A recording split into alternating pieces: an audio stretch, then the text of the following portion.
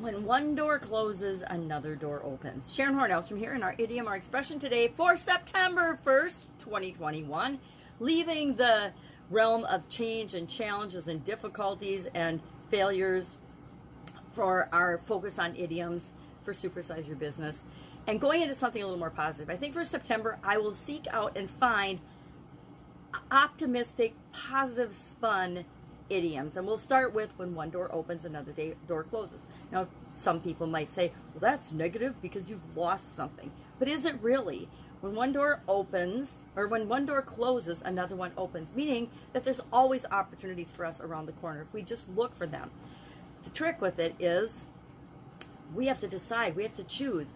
Sometimes a door is closed and we don't get a choice or a say in the matter. Think of COVID-19.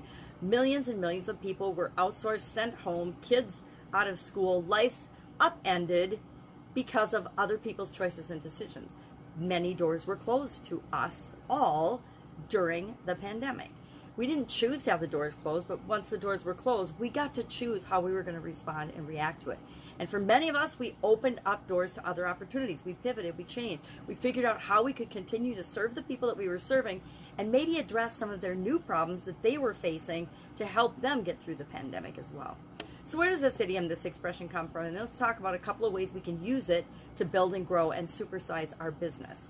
Well, there's no shortage of credit being taken for this particular idiom when you go online and you look for where did it come from, where did it originate, and maybe that's why it's such a popular one, and it's definitely had an impact on my life and probably your life as well in some way, shape, or form. You know, when we stop doing anything, when we progress naturally through our lives, when we go to school and graduate from school, that's one door closing, but it's another door opening to a huge opportunity of whatever we choose to take advantage of or look into, or what path we choose to go on. You know, if we get a new job, we have to lose the old job before we can, or not have a job before we can get a new job. It works the same with ideas. We won't get new ideas until we're willing to look for new ideas, and usually that involves letting go of some of our old ideas and thoughts and beliefs. So who all has thought of this? It's been around since at least 1465 when Lessonslearned, Act 15 or something, but it also appeared in Don Quixote in 1605. Then Helen Keller used it in a couple of her works of writing. Johann P.F. Richter, a German humorist, if there was such a thing as German humorist, used it in one of his works. And Alexander Graham Bell gets a whole lot of credit on the internet for having said it, which I find interesting because he was probably of the most famous people that have used it in the past, the last one to actually use it. So it just goes to show you the person with the most influence and who's the most famous or the most well-known at the time tends to get the credit for what happens, what's said and done. So how do we go about using the belief and the thought that when one door closes, another door opens in order to supersize and grow our business? Well, number one, we need to remember that there's opportunities around us and everyone else all of the time. When we're ready, when we are and our business is ready to grow and go to the next stage, then we'll close the door on the current stage we're on and transition into the new next stage of growth. Closing and opening doors is entirely up to us. It's up to us to decide and make a decision and choose when we want to let something go, stop doing something and move into something else, or when we want to downsize and not continue in such a strong way doing certain things for our business and add different features. As people that we serve, problems change, and as our business grows, the things that we're capable of doing change, and they have to change and more. We're either upward spiraling, progressing, and moving toward what we want, or if we're staying the same, we're actually deteriorating because everything around us is still changing.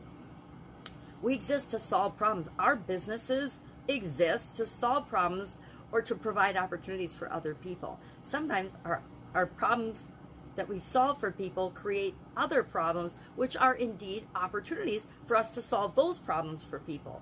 If you think about your business, even if we're making someone's life better, we're creating a new situation for them. A new situation, along with it comes new challenges, new problems, new opportunities to help people out. So I'm curious what your experience has been with this saying, if you've heard it, if you've used it, if you like it, if you don't like it, and what it means to you, because that's what this is all about. Understanding what these things are, where they came from. Just like our language and our words are important for us to define for ourselves, we need to define it and understand when other people are using these, just to improve our communications and our building relationships with people, which helps us to grow and build our business inside and out. So what does this mean to you? Have you had experience feeling like a door was slammed in your face? There's been a couple of opportunities, or lacks of opportunities, in my past where I lost a job and it wasn't of my choosing, and I felt like the door was slammed in my face.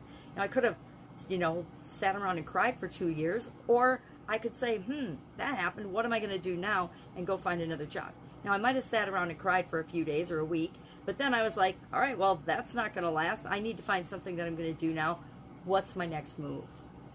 And most of us do that, especially with our businesses. Business is definitely not a straight line to creating what we want. I have yet to meet a business owner who has made an absolute straight ascent from where they are to where they want to be with no bumps along the road, went exactly, absolutely, positively according to plan. Nothing in the world changed. Nothing in their business plan changed. They just went from A to Z, boom, overnight success. I haven't met one. I'd like to meet one. I would really be curious. If you are an overnight success, please contact me so we can have a little chat, because I want to know how you did it so I can figure that magic formula out and use it myself. That's it. Have an absolutely amazing day. Any questions? If I can help you anyway, please ask. Otherwise, I will be with you tomorrow with another interesting idiom. What does it mean? Where does it come from? How might you use it in your business and maybe even in your life? Have a great day.